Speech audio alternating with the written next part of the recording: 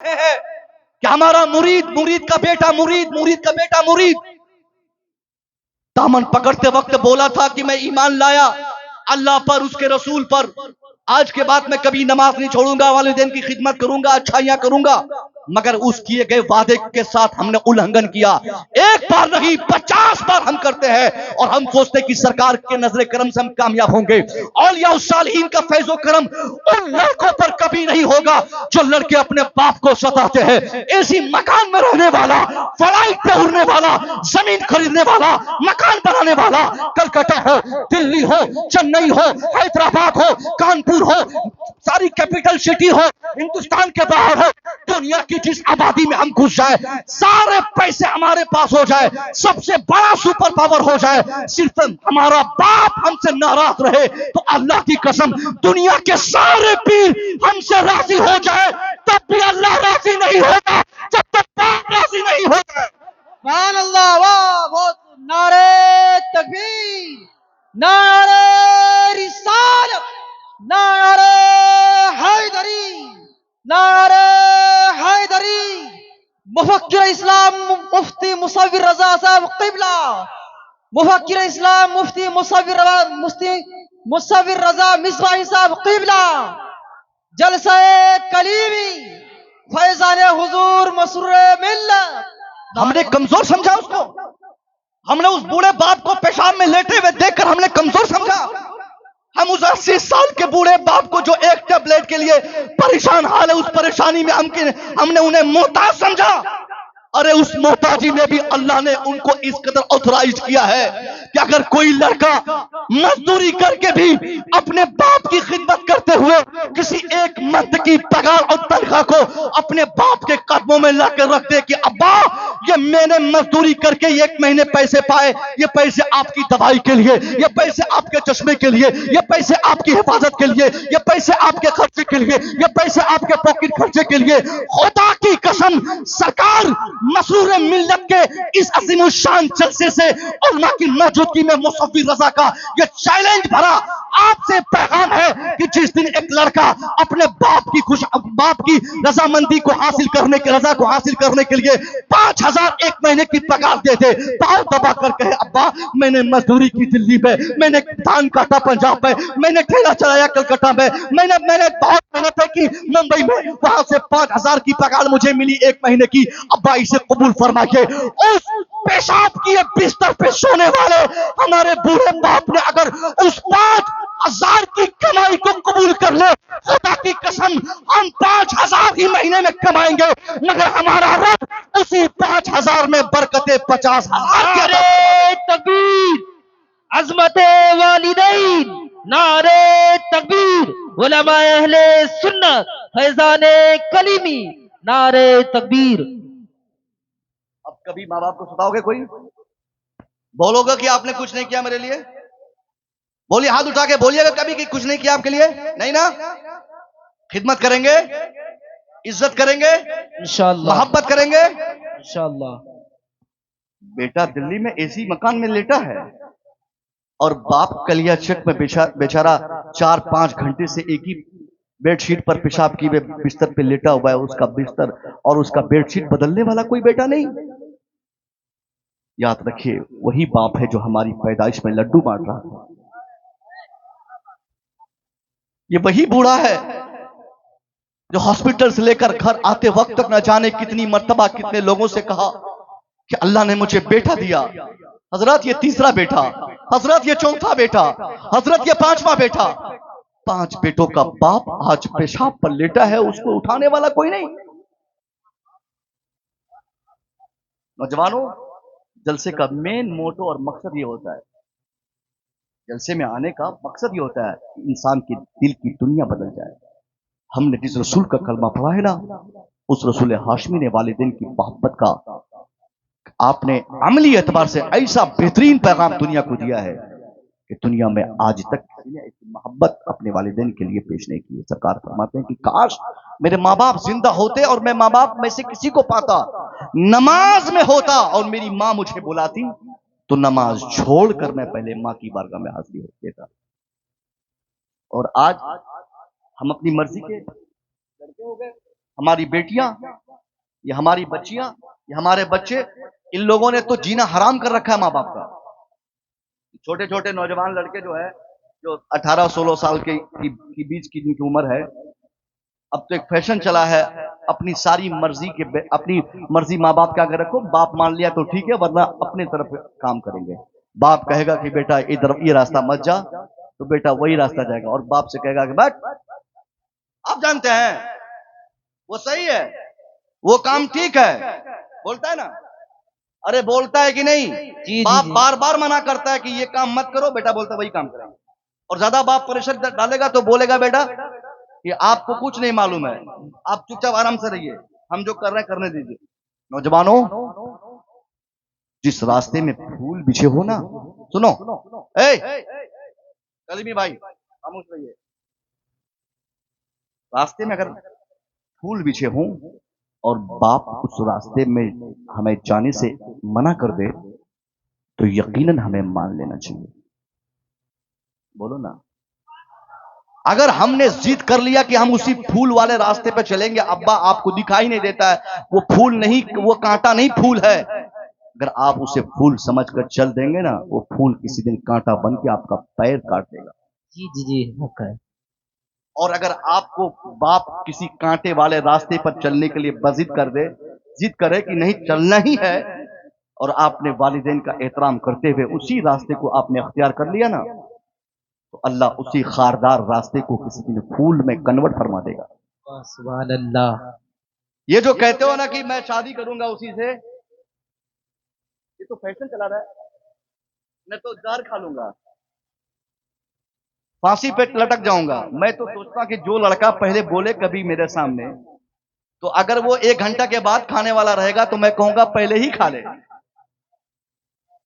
पहले खा के नहीं खा। ये सब इधर धमकियां है, ये धमकियां है माँ बाप के लिए। और वो बूढ़ा बेचारा डर से बोलता है ठीक है जैसा करना कर दे। शीशी रखता है, उसमें उस शीशी में खांसी की दवाई रहती है, कफ की दवाई रख के बोलता है कि खा लूंगा मैं तो। शादी करा दीजिए। हमारे बच्चे, हमारी बच्चियां अगर आज अपनी मर्जी की शादी करने पर आमादा हैं और ये कहते हैं कि वो लड़का मेरे लिए बेहतर है, वो लड़की मेरे लिए बेहतर है, और बाप बोलता है कि नहीं बेहतर है, बेटा बोलता है वही बेहतर है, बाप बोलता है नहीं बेहतर है, बेटी बोलती है वही बेहतर है। मैंने ऐसे हजारों केसेस देखे हैं, जो लड़कियां और जो लड़के अपनी मर्जी की शादी बगैर वालिदैन के पूछे उन्होंने किए हैं, कभी न कभी उन्हें रोना हुआ है। और ये नहुसत किस बिना पर है? वालिदैन की रजामंदी न होने की। माँ बाप राजी नहीं है, ये किसने कह दिया कि आपके लिए कोई लड़का जान देने की बात कर दिया? सुनो मेरी बेटियों बहनों, ये बहुत आप लोग कोई लड़का बहका दिया, आपको बोल दिया फोन पर एक बार की जान दे देंगे, मैं तो मके भालोवासी, क्या बोलते हैं आप लोग? अरे बाप रे, ये तो बहुत बहुत खतरनाक जुमला है ये। एक बार कोई बोल दे कि भालोवासी, अब तो आदमी का पांव जमीन पर रहता ही नहीं। मैं कहना चाहूंगा मेरी बेटियों, मेरी बहनों, अल्लाह की कसम, इस धरती का कोई लड़का आपके बाप से ज्यादा प्यार करने वाला नहीं है। कोई लड़का आपके भाई से ज्यादा मोहब्बत करने वाला नहीं है। अगर किसी ने आपको मैसेज किया है तो यह गलत है, किसी ने बताया है तो यह गलत है, किसी ने ये आपको कहा है तो यह सिर्फ किसी ख्वाहिशात की तकमील के लिए या किसी इंटरटेनमेंट के लिए या क्यों कोई गलत इरादा उनका है। वरना इस धरती पर जितनी मोहब्बत आपका बाप आपसे करता है, आपका भाई आपसे करता है, रुए जमीन पर किस मर्दों में कोई दूसरा तीसरा शख्स नहीं जो आपके भाई से ज्यादा प्यार आपसे कर सके, आपके बाप से ज्यादा प्यार कर सके। वो लड़के जिन्होंने जान देने की बातें आपसे कही है, अगर उसको आजमाना है तो आज ही आप उसको आजमाइए। मैं ये फार्मूला अक्सर वैश्तर जलसों में देता हूं। आप उस लड़के से बोलिए जो आपको मैसेज करके बोलता है कि वो आपके लिए जान दे देगा। उनको बोलिए कि बाबू तेरी जान मुझे नहीं चाहिए, मेरी दोनों किडनी फेल हो गई है। मालदा का एक बड़ा डॉक्टर ने कहा है कि मेरे बचने का अब 1% भी कोई रास्ता नहीं है, बस सिर्फ एक ही रास्ता दिखाई देता है कि कोई मुझे एक किडनी डोनेट कर दे, कोई एक किडनी मुझे गिफ्ट कर दे। मेरे पापा बेचारा बूढ़े आदमी है, तुम तो आज से 10 दिन पहले मुझे किडनी देने की ये जान देने की बातें किए थे, अब मुझे तेरी जान नहीं चाहिए, अपनी दोनों किडनियों में से सिर्फ एक किडनी दे दो ताकि एक के जरिए तुम भी जिंदा रह सको, दूसरे के जरिए मैं भी जिंदा रह जाऊं। बस यही मैसेज कीजिए व्हाट्सएप पे कि I have need only one kidney for my life. एक किडनी चाहिए मुझे अपने जीवन के लिए, अपनी जिंदगी के लिए।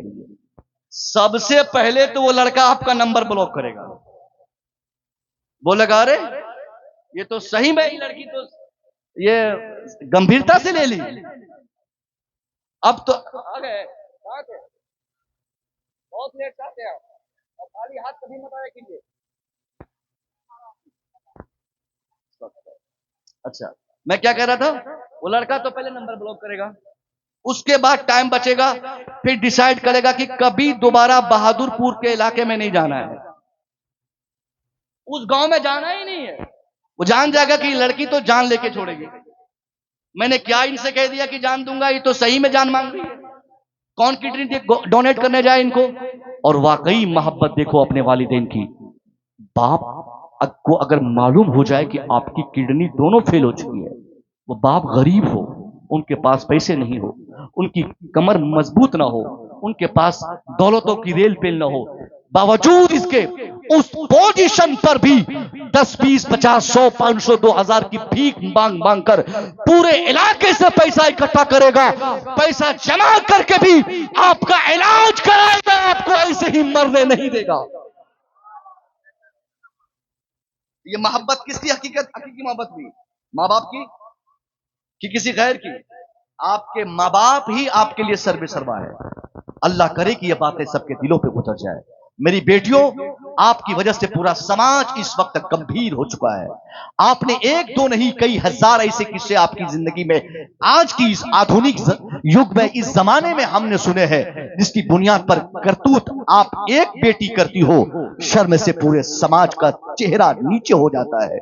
हमारी एक बच्चियों के सर से दुपट्टे हटते हैं और शर्म से हम लोग तार तार हो जाते हैं।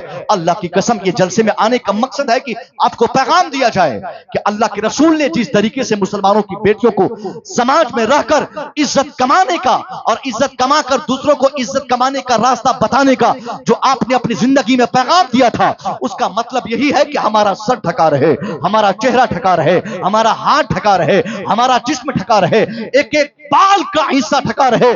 कोई बेटी बगैर दुपट्टे बगैर पर्दा किए अपने घर से बाहर ना जाए, ना तो एजुकेशन के नाम पे, ना तो तालीम के नाम पे, ना तो शिक्षा के नाम पे, ना तो ट्यूशन के नाम पे, ना तो ट्यूटर के नाम पे। ये जो आज हमारे गांव समाज में जो ट्यूशन, कॉलेज, स्कूल, यूनिवर्सिटी, ये सारी चीजों की जो तादाद बढ़ती जा रही है और इन यूनिवर्सिटीज में पढ़ने वालों की भी तादाद बढ़ रही है, मैं आपसे कहूंगा बिलाशुबह अपनी बच्चों को पढ़ाइए, बिलाशुबह अपने बच्चों को पढ़ाइए, मगर एक अच्छा और बेहतर गार्जियन होने के नाते आप अपनी बेटी को पैसा देने से पहले, 5000 रुपया ट्यूशन फीस देने से पहले उन बच्चियों को यह पूछे कि वो ट्यूशन पढ़ कहां रही है, पढ़ती है तो किस मास्टर से पढ़ती है, जाती है तो किसके साथ जाती है, आती है तो किसके साथ आती है, कहां बैठती है, किसके साथ बात करती है, कौन साथी है, उसका फ्रेंड कौन है।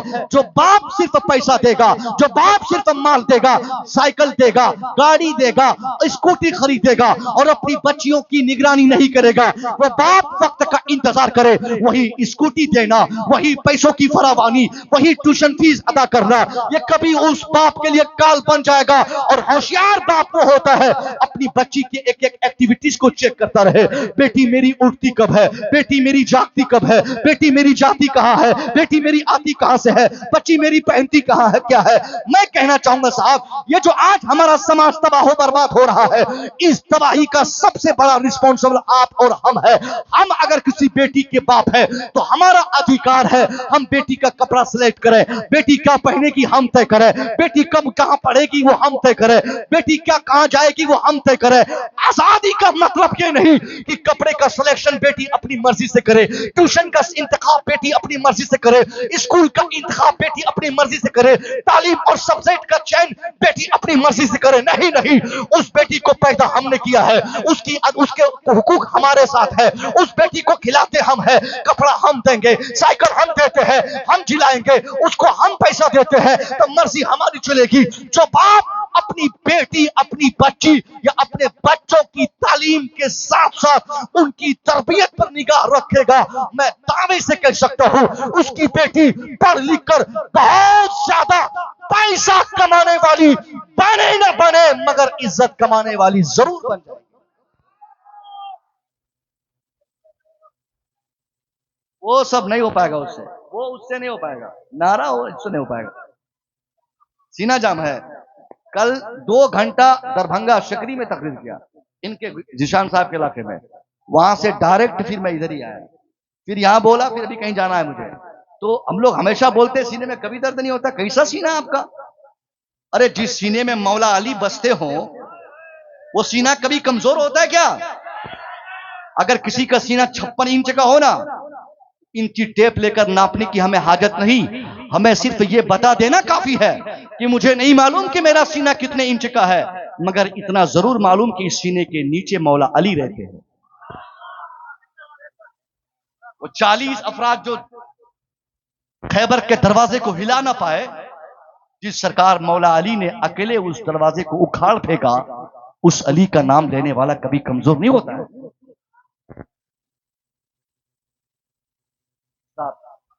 जी, बेटे के लिए, बेटों के लिए तो बात ही मत कीजिए, सबसे बड़ा बोलना होता है। इनका तो सवाल ही मत पूछिए। इन लोगों ने समाज को तबाह करने में जो रोल अदा किया है ना, लड़कों ने, हमारे बच्चों ने, खुदा की कसम, बच्चियां किसी की, उसके लिए इंतजार पे खड़े रहना, ये कौन सा इस्लाम है? आप मुसलमान हैं, ये आप क्यों नहीं याद रखते? आप मुसलमान के बच्चे हैं, ये क्यों नहीं समझते?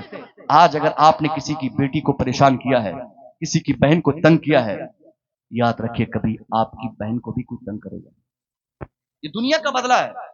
आप दूसरों की बेटी की इज्जत करें, अल्लाह इस इज्जत का बेहतरीन बदला ये देगा कि आपकी बेटी हजारों के बीच में रह के भी इज्जत कमा लेगी। आप दिल्ली में दूसरों के साथ बेहुरमती करेंगे, कल या चक में आपके घर के बच्चे और बच्चियों के साथ बेहुरमती करने के लिए दूसरे खड़े रहेंगे। ट्यूशन और स्कूल जाते वक्त अक्सर व बेशतर ऐसा होता है। हम भी एक स्कूल के छोटे मोटे मास्टर हैं, बच्चियों की उपस्थिति स्कूल में तो हो जा रही है, ये बच्चे क्यों नहीं जा पा रहे पढ़ने के लिए? 45 बच्चे कल 45 बच्चियां कल थी और सिर्फ 5 बच्चे थे। लड़के 5 पढ़ने के लिए गए, लड़कियां 45, ये और बाकी लड़के किधर चले गए? अब यही लड़के कल हो बोलेंगे कि हमको जहेज में चाहे करे 5 लाख कैश भी चाहिए, गोदरेज लेटेस्ट चाहिए, वॉशिंग मशीन गोलौवा वाला चाहिए, गोलौवा हुआ घूमने वाला चाहिए। किसको? वही टिप्पा छाप लड़का जिन्होंने पूरी जिंदगी सिगरेट पीने में खत्म कर दी।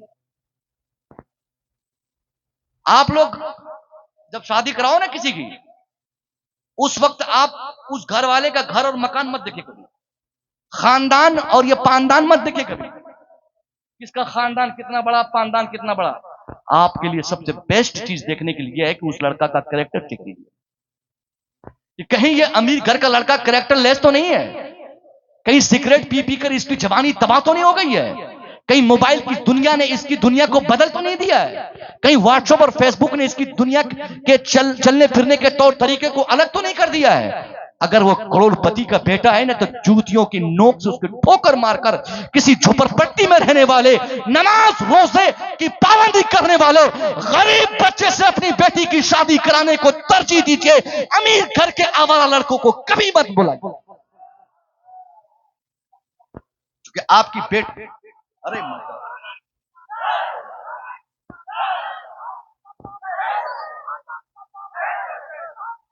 अरे माशाल्लाह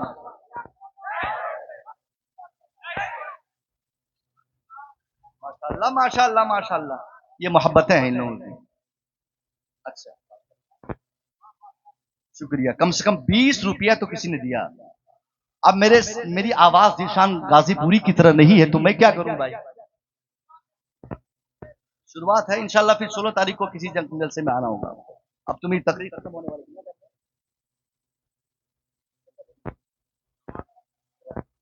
10 मिनट और मैं बोलता हूं, सुनिए। हमारी बच्चों की खुशी जिस घर में होगी उस घर में ईमान होना चाहिए। आजकल नौकरी देखा जाता है, सर्विस होल्डर देखा जाता है, ये नहीं देखा जाता कि लड़का कितना अच्छा है। ये नहीं लोग डिसाइड कर पाते कि वो लड़का हमारी बेटी की जिंदगी पार लगाएगा कि नहीं। अक्सर देखा गया है पैसे वालों का पांव रास्ते से हट जाता है, उसके घर में कोई इस्लाम का कानून नहीं। हम बेटी ब्याह दिए मकान देखकर, बेटी ब्याह दिए उनकी दुकान देखकर, अपनी बेटी को हमने भेज दिया दुल्हन बनाकर उनके घर सिर्फ पैसा देखकर। नतीजा हमारी बेटी एक रात भी सुकून की नींद उस अमीर के घर में नहीं ले पाती। बिस्तर मखमली होगा, टाइल्स लगे रहेंगे, एयर कंडीशन रूम होगा, मगर उसका हस्बैंड रात के 12 बजे शराब पीकर आकर उसकी बेटी को गालियां देता नजर आएगा। मुसलमानों, ऐसे लड़कों से आप लड़कों को अपने घर का दामाद बनाते ही क्यों हो, जो लड़के आपकी बेटी को परेशान करने में कोई कमी ना छोड़े। एक दिन आप ये डिसाइड कर लो कि रात के 10 बजे जो अब मोहल्ले के लड़कों के साथ घूमकर आवारगी करके सिगरेट दारू भांग धतूड़ा पीकर हमारी बेटी के बेडरूम में आएगा, ऐसे लड़कों से शादी नहीं करेंगे। अगर शादी करानी हो तो नमाज इशा के बाद जो लड़का एक पारा कुरान पढ़ने का आदी हो, आंख बंद करके अगर वो ठेला चलाने वाला लड़का हो, उसके साथ अपनी बेटी को ब्याह दो। अल्लाह की कसम आप भी खुश रहोगे, क़यामत तक आपकी बेटी के हमेशा खुश। क्योंकि वो लड़का इशा के बाद कभी सिगरेट पीने के लिए घर से बाहर नहीं जाएगा, बल्कि इशा के बाद वो कुरान पाक तलाश करेगा कि एक पारा कुरान पढ़ा जाए। और फिर इसके देखा देखी नतीजा उन सिगरेट पीने वाले बच्चों के लिए क्या होगा। वो सोचेगा कि यार अगर मैं भी कुरान नहीं पढ़ूंगा तो कुंवारा रह जाऊंगा, मैं अगर बिगड़े रहूंगा तो शादी नहीं हो पाएगी, मैं अगर ताड़ी शराब नहीं छोड़ूंगा तो कोई ब्याह नहीं कराएगा मेरी। इसलिए धीरे धीरे उन लड़कों को देखते देखते हमारा माहौल, हमारी सोसाइटी बदल जाए और आवारगी से हमारे बच्चे अलग हो जाएंगे। ये भी बदलने का एक तरीका है। आप पहले तरजीह दीजिए ना, आप किस बुनियाद पर, जब पैसों की बुनियाद पर शादी कराएंगे तो लोग पैसा तो मांगेंगे ही, चेहरा देखकर शादी कराएंगे तो लोग चेहरा की बात करेंगे। जब आप अखलाक देखेंगे, सीरत देखेंगे, किरदार देखेंगे। और एक चीज और बताऊं मैं, हम लोग बोलते हैं खानदानी लड़का, खानदानी लड़की। आखिर मैं पूछता हूं ये खानदानी क्या होता है भाई? व्हाट इज खानदानी?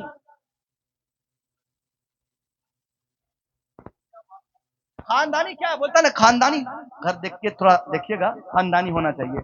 अच्छा, तो आपका बेटा खानदानी है, जो ठेला चलाने वाला वो आसमान से टपका है। लोग सोचते हैं खानदानी का मतलब ये होता है जिसके बाप दादाओं के पास जमीन जायदाद प्रॉपर्टी बहुत दिनों से रहा हो, वो खानदानी है। और जो लोग मजदूरी करते रहा हो, उन बच्चों के दादा नहीं थे क्या? उनके परदादा नहीं थे क्या? उनके परदादा के परदादा नहीं थे क्या? कहीं बहता हुआ पानी में मिला था क्या वो? उसका भी तो कोई खानदान होगा। खानदानी का कॉन्सेप्ट तो इस्लाम में है ही नहीं। खानदानी का कॉन्सेप्ट इस्लाम में नहीं है। अगर आपके कहने के मुताबिक हम मान भी लें तो खानदानी का तस्वुर इस बुनियाद पर नहीं किया जा सकता कि किसके पास माल ज्यादा है, किसके पास दौलत ज्यादा है, किसके पास पैसे ज्यादा है, किसके बाप दादाओं के पास आज से 100 साल पहले घोड़े थे, हाथी थे। ये सारी चीजें अगर ये तस्वुर है भी तो ये गलत है। हाँ, अगर खानदानी का कोई मतलब हो सकता है तो ये होगा कि इनके बाप नमाजी है, किनके दादा नमाजी है, किनके परदादा नमाजी थे, किनके घरों में कोई शराबी नहीं है। जब इस बुनियाद पर खानदानी का कॉन्सेप्ट आपके माइंडसेट हो जाएंगे तो अल्लाह की कसम कहता हूं ये आपसी जो विवाद रहती है साहब कि हम अपनी बेटी को वहां नहीं भी आएंगे, यहां भी आएंगे, ये सारे तस्वुरात खत्म होंगे। फिर एक अक्लमंद आदमी अपनी बच्ची की शादी कराने के लिए तरजीह उस घर को देगा जिस घर से जिस घर में नमाज अदा की जाएगी, जहां से तिलावत कुरान की आवाजें आएंगी, जहां के बच्चे हमेशा शराब से परहेज करते रहेंगे, उसी घर में अपनी बच्चों की शादी हम दिलाएंगे। और ये सारे कॉन्सेप्ट चूंकि बंगाल और बिहार के ये बंगाल से सटे इलाके ने जहेज के कारोबार ने इस कदर तबाह कर रखा है साहब। 40-40 साल की हमारी बच्चियां हो गई हैं, मुसलमानों की बेटियां। सुनो गौर से, 40 साल की बेटियां, मगर शादी नहीं हो पा रही।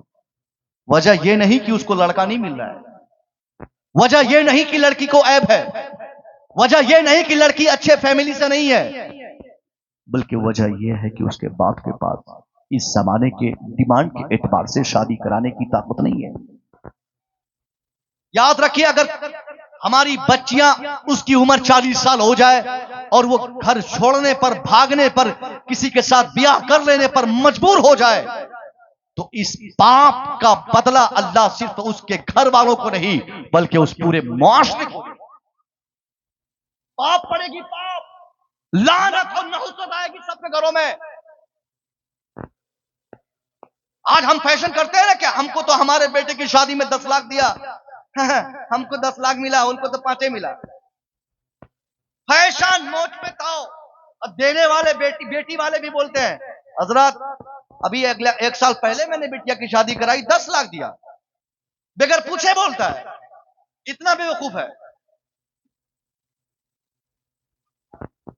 बगैर देखिए, जहेज न लेना हराम है, जहेज न देना हराम है। पहले क्लियर करूं मैं, जहेज न लेना हराम है, न देना हराम है। जहेज मांगना हराम है और देकर नुमाइश करना हराम है। आपको जहेज में जहाज दे दीजिए, कोई नहीं रोकेगा, दे दीजिए बेटी को, करोड़पति है तो दे दीजिए। मगर ये जो गिनती का सामान लाके रोड पे लगा देते हैं और एक एक चम्मच इतना, कटोरी इतनी, प्लेट इतनी, ये सामान वो सामान, ये मसाला पीसने वाला, एक देखा शादी में मैंने गया वो भी लिखा हुआ था, वो हमारा साइन लिया उसमें। मैंने कहा साहब हमने तो दिया नहीं सामान, तो मेरा साइन ले रहे हो? कह रहा हजरत आप मौलाना साहब है, ने निकाह पढ़ा है ना, तो इसमें साइन होना मांगता है ताकि पता चलेगा हमने कितनी प्लेट दी, कितनी थाली दिया। तो बेटी वाले करते क्या है कि सामान सबको दिखाते फिरते हैं कि हमने ये सामान दिया, वो सामान दिया, वो सामान दिया। यही चीज इस्लाम में मना है। आज आप अपनी बेटी को अपाची गाड़ी दे देंगे, 4 व्हीलर कार दे देंगे, 4 व्हीलर दे देंगे, बेशक आप दे दिए, मगर आपके दरवाजे पर लगी कार और आपकी नुमाइश का ये अंदाज किसी गरीब को किसी गरीब ने देखकर आह कर दी, तो इसका बदला जानते हैं कितना खराब होगा।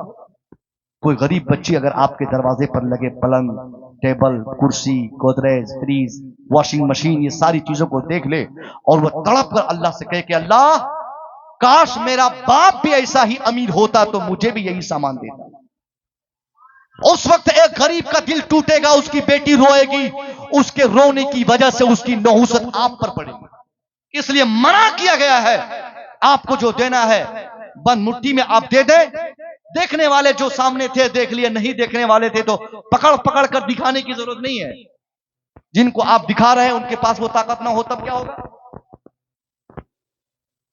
एक मर्तबा एक साहबी रसूल ने, सुनिए, उनका लड़का खो गया, छोटा सा, बहुत परेशान हुए, मदीने की गली गली छान डाली आपने, कहीं ना मिला।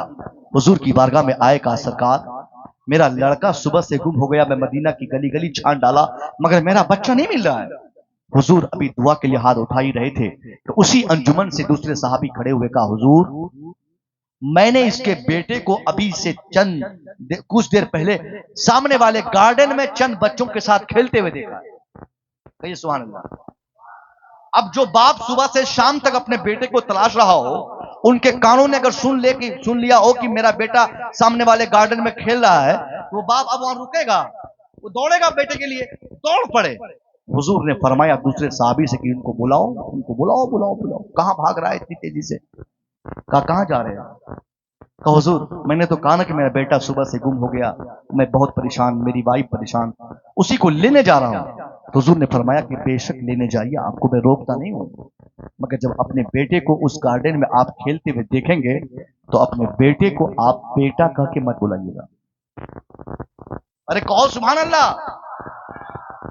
साहबी हैरत में आके कहे सरकार बेटा मेरा है, पैदा मैंने किया है, उसकी परवरिश की सारी जिम्मेदारी मेरे सर है, और फिर मैं अपने बेटे को बेटा ना कहूं तो किसको कहूं बेटा?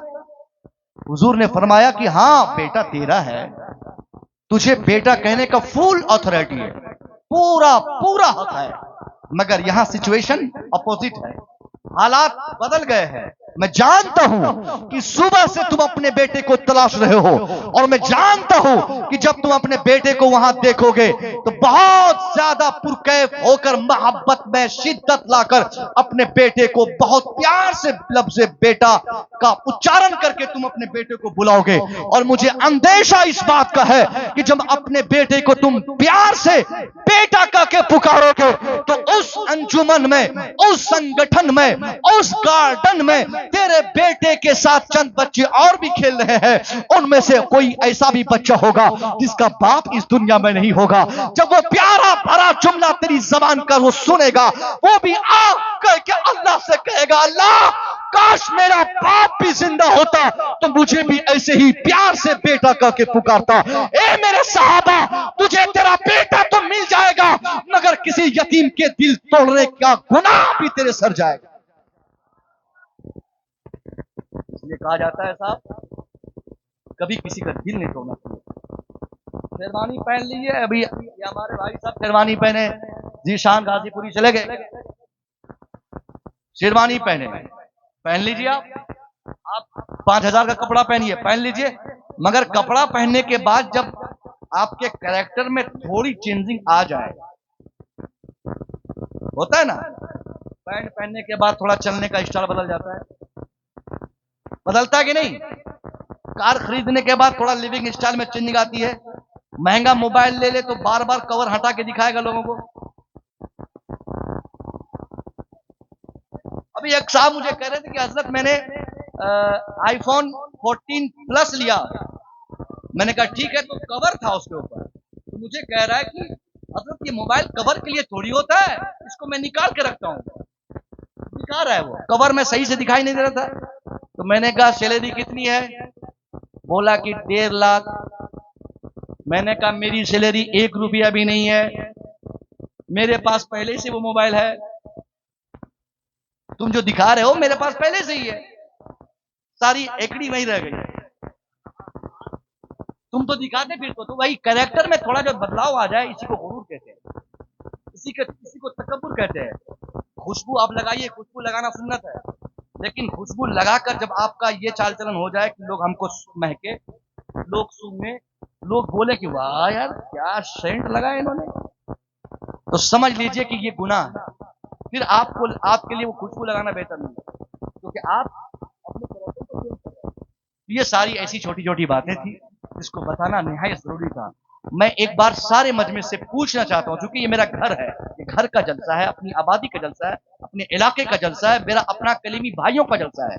मैं पूछना चाहूंगा कि आज जो वालिदैन के ताल्लुक से जो जितनी बातें मैंने कही, ये सारी बातें आपको समझ में आई कि नहीं? इंशाअल्लाह इन बातों पे अमल करेंगे इंशाअल्लाह। आज मैं वालिदैन के एहतराम के ताल्लुक से बताया हूँ। 16 तारीख को फिर वालिदैन के लिए, उनके बच्चों के लिए क्या हुकूक है, ये मैं बताऊंगा इंशाअल्लाह। अस्सलाम वालेकुम।